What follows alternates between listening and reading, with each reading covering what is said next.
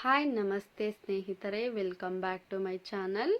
ಯಾರೆಲ್ಲ ಚಾನಲ್ನ ಹೊಸದಾಗಿ ನೋಡ್ತಾ ಇದ್ದೀರಾ ದಯವಿಟ್ಟು ಚಾನಲ್ನ ಸಬ್ಸ್ಕ್ರೈಬ್ ಮಾಡಿಕೊಂಡು ನೋಡಿ. ಇವತ್ತು ಬಾಳೆಹಣ್ಣಿನ ರಸಾಯನ ಯಾವ ರೀತಿ ಮಾಡೋದಂತ ನೋಡ್ಕೊಳ್ಳೋಣ.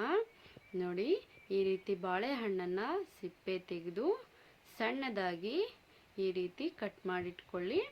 ಈ ಒಂದು ರಸಾಯನಕ್ಕೆ ನಾವು 5 ಇಂಗ್ರೀಡಿಯೆಂಟ್ಸ್ನ ಹಾಕ್ಕೊಳ್ತಾ ಇದ್ದೇವೆ. ಕಟ್ ಮಾಡಿರುವಂತಹ ಬಾಳೆಹಣ್ಣನ್ನು ಒಂದು ಪಾತ್ರೆಯಲ್ಲಿ ಹಾಕಿ ಅದಕ್ಕೆ ತೆಂಗಿನಕಾಯಿ ತುರಿ, 1 ಸ್ಪೂನ್ ಬೆಲ್ಲ, 1 ಸ್ಪೂನ್ ಸಕ್ಕರೆ, ಹಾಗೆ 1 ಸ್ಪೂನ್ ಜೇನುತುಪ್ಪವನ್ನು ಸೇರಿಸ್ಕೊಳ್ತಾ ಇದ್ದೀವಿ. ಆಯ್ತಲ್ಲ 5 ಇಂಗ್ರೀಡಿಯೆಂಟ್ಸ್: ಬಾಳೆಹಣ್ಣು, ತೆಂಗಿನಕಾಯಿ ತುರಿ, ಬೆಲ್ಲ, ಸಕ್ಕರೆ ಹಾಗೆ ಜೇನುತುಪ್ಪ. ಇದಿಷ್ಟನ್ನು ಹಾಕಿ ಚೆನ್ನಾಗಿ ಹೊಂದಿಕೊಳ್ಳುವಂತೆ ಮಿಕ್ಸ್ ಮಾಡಿ ಒಂದು ಮುಚ್ಚಳವನ್ನು ಮುಚ್ಚಿ ಒಂದು 10 ನಿಮಿಷ ಸೈಡಲ್ಲಿಡಿ. ಇದರಿಂದ ಬೆಲ್ಲ ಹಾಗೆ ಸಕ್ಕರೆ ಎಲ್ಲ ಕರಗಿ ಚೆನ್ನಾಗಿ ಹೊಂದ್ಕೊಳ್ಳುತ್ತೆ. ನೋಡಿ ರಸಾಯನ ಎಷ್ಟು ಚೆನ್ನಾಗಿ ರೆಡಿಯಾಗಿದೆ ಅಂತ. Thanks for watching.